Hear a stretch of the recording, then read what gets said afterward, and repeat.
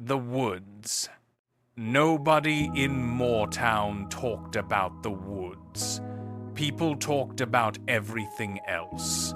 They talked about the weather, the old farms, the abandoned railway. Old men sitting outside told stories about storms that had ripped roofs off the houses. Parents told their children about the coal miners who came looking for work. But nobody talked about the woods. The woods began less than a mile beyond the last house on the northern edge of Moortown. From a distance, a thick wall of oak, ash, and pine stretching across the hills. Even on bright day, the woods seemed dark. Birds rarely flew over them. And there were no walking trails. Ethan Cole had wondered about the woods for years. His best friend, Daniel Price, wanted nothing to do with it. That changed one Saturday afternoon in October. They were riding their bicycles along an old dirt road when Ethan stopped. Daniel nearly crashed into him. "What are you doing?" Ethan pointed. Between two enormous trees was something neither boy had noticed before. A path. It was narrow and almost completely covered by leaves. Someone had walked there recently. Ethan leaned his bicycle against a tree. "Come on." Daniel stared at him. "You're joking. I just want to see where it goes." For the first few minutes, the woods seemed harmless. Sunlight passed through the branches. Leaves crunched beneath their shoes. Somewhere nearby, a woodpecker hammered against a tree. Then they went deeper. The sunlight disappeared. Ethan stopped and looked upward. The trees had become enormous. Their branches twisted together high overhead, so thick that almost no daylight reached the ground. Daniel looked back. The path behind them had disappeared into darkness. "We should go back.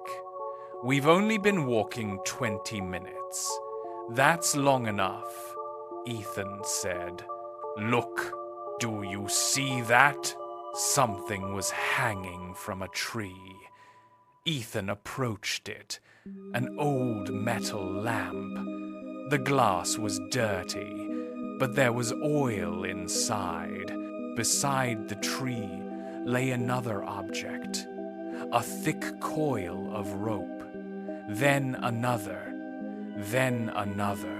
Dozens of ropes were scattered among the trees. Some were tied around trunks. Daniel whispered, "Ethan." "What?" Daniel pointed toward the ground. Something white was sticking from beneath the leaves. Ethan crouched. He brushed the leaves aside. A bone, a long bone, human. Neither boy spoke. They were everywhere. Ribs, leg bones, pieces of skulls. Some looked ancient, others didn't. Daniel's voice shook. "Let's get out of here." Ethan didn't argue. They turned around, but the path was gone. They walked for 10 minutes, then 20. Every direction looked exactly the same. The darkness became thicker. "We're lost," Ethan said.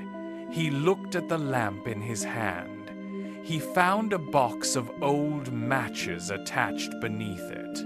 He struck one. The lamp caught. A yellow flame appeared. For the first time, they could see farther into the woods. Carved into the tree directly ahead of them were 5 words. "Follow the ropes to safety." Daniel swallowed. The ropes stretched between the trees. They followed it.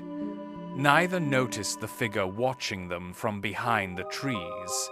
Ethan carried the lamp. Daniel stayed close behind him. Every few minutes they found another lamp hanging from a tree. Some were broken. Others still contained oil. They lit 3 more. The lamps created a small circle of yellow light around the boys. Beyond that circle was complete darkness. The woods had become silent. No birds, no insects, not even wind. Then Daniel heard something. They stopped. "Did you hear that?" Daniel whispered. "Yes." They listened. Nothing. They continued. Crack. Closer. Daniel turned. "Who's there?" Ethan raised the lamp. Between 2 trees stood something tall. It disappeared instantly. Daniel grabbed Ethan. "Run!" They ran. Branches tore at their clothes. The lamps swung wildly. The rope led downhill until suddenly the trees opened. The boys stopped. Railroad tracks stretched through the forest. Rust covered the rails. Weeds grew between the wooden ties. Daniel stared. "I've lived in Moortown my whole life. I've never heard about railway tracks out here." Ethan crouched beside the rail. "These haven't been used for a long time." "How long?" "Maybe hundreds of years." The tracks vanished into darkness. "Which way?" "Look at this." Ethan noticed something carved into a wooden post. An arrow. It pointed east. Underneath were the words, "Moortown Coal Line." They followed the tracks. Daniel stopped. "This is very strange." Ethan looked back at him. "What? Has anyone ever been in these woods?" Ethan shook his head. "No. Then who built all this?" Ethan had no answer. Eventually the railway ended. Not at another town. Not at a station. It simply stopped. Beyond the final rail stood a deserted shack. Half the roof had collapsed, and vines covered the walls. Daniel shook his head. "No." "What?" "We're not going inside. We need to know where we are. We need to get out of here." Suddenly something screamed in the woods behind them. It wasn't an animal. It sounded human. Except no human could have screamed for that long. The boys ran into the shack. Ethan slammed the door. Daniel pushed an old table against it. Outside, footsteps, slow footsteps, moved around the building, then stopped. Daniel whispered, "Someone followed us." A minute passed, then 5. Nothing came. The boys began searching the shack. There were old tools, pickaxes, shovels, mining helmets. Across the top, Moortown Coal Company. Daniel noticed a pile of papers on a desk. Ethan. He picked one up. It was a newspaper. The paper nearly fell apart in his hands. The date was printed at the top. The 12th of November, 1785. Ethan stared. That's impossible. Daniel read the headline. Moortown discovers coal. The article described enormous coal deposits beneath the woods. Hundreds of workers had supposedly arrived. A railway had been built. Mining operations were scheduled. Why doesn't anybody know about this? Ethan asked. Daniel turned the page. Another article. Miners disappear. Families missing. Then Ethan noticed handwriting at the bottom of the final newspaper. The letters were dark brown, possibly ink. Daniel read aloud. Beware of the creatures. Below it, they will eat you alive. The boys stared at each other.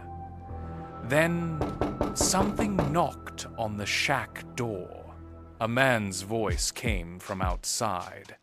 Children? The voice continued. Come outside, Ethan whispered. Don't answer. Then the man said something that froze both boys. I know you're from Moortown. Daniel backed away. Who are you? Ethan shouted. The footsteps moved away. Daniel whispered, We've got to leave. Ethan pointed toward the newspapers. Not yet. Are you crazy? Something happened here. I don't care. I do. Ethan searched the desk. Inside one drawer, he discovered a leather journal. The first page read, Thomas Wren, Moortown Coal Expedition, 1785. Ethan began reading. The first entries were ordinary. Workers arriving, trees being cleared, coal discovered. Railway construction began. Then the entries changed. November 19, 3 workers missing. November 21, 6 more gone. November 23, we found their bones. Daniel stared at Ethan. November 25, there are no creatures. Ethan stopped. What does that mean? We blamed wolves, then bears, then something unknown. We were all wrong. The creatures are us, Daniel whispered. Us? Ethan continued reading. The story became clear. A terrible winter had arrived early in 1785. The workers became trapped. Food supplies stopped arriving. People began starving. At first, they ate the horses, then dogs, then rats. Then, one night, a worker disappeared. The following morning, the others had meat. Nobody asked where it came from. Soon another worker disappeared, then another. Soon the miners understood. They were the ones killing the others, eating them. But the horror didn't end when winter ended. The men had changed. changed. They formed groups, families. They hid deep inside the woods. Daniel clinched the journal. The creatures weren't monsters. Ethan nodded slowly. They were humans. If anyone finds this, leave before dark. Do not follow the lamps. Do not follow the ropes. Daniel's eyes widened. Ethan suddenly understood. They weren't showing us the way out. They were leading us here. Then something moved beneath the floor. In front of them, a hand appeared through the gap. Dirty fingers curled around the wood. Then another hand. The boards lifted. A face appeared. It looked human. Almost. The man's hair reached his shoulders. His skin was gray with dirt. His teeth were black and broken. He smiled. Moortown children. Ethan grabbed Daniel.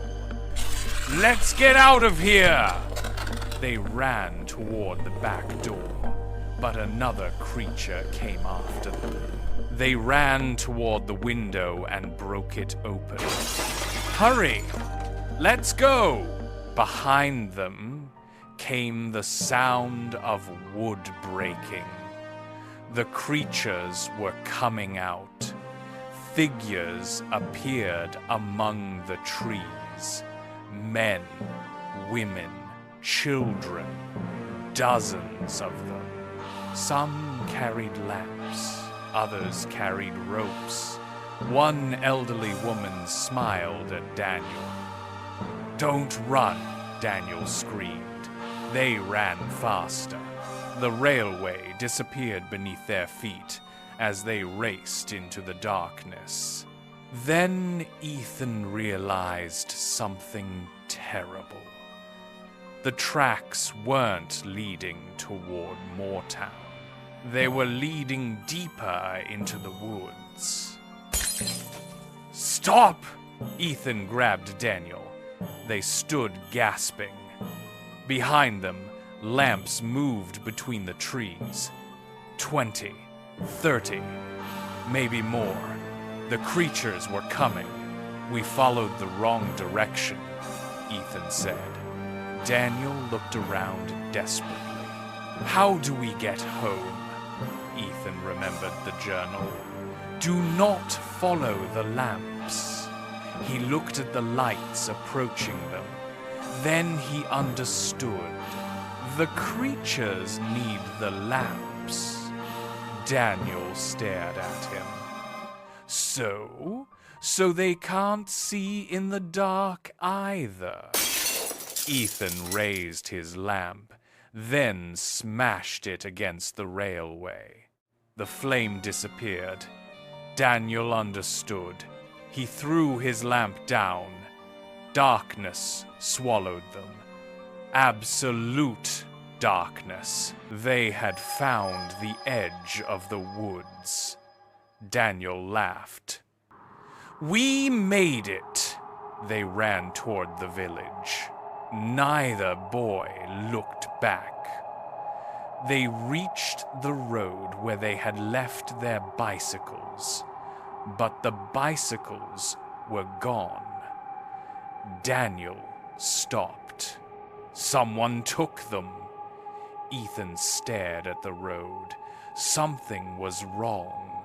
Moortown looked different. There were no cars, no streetlights, no electrical wires. A man approached them. He wore a long coat and muddy boots. "Are you boys lost?" Ethan stared at him. "What happened to Moortown?" "What do you mean? What year is it?" 1785. Daniel stepped backward. "It can't be.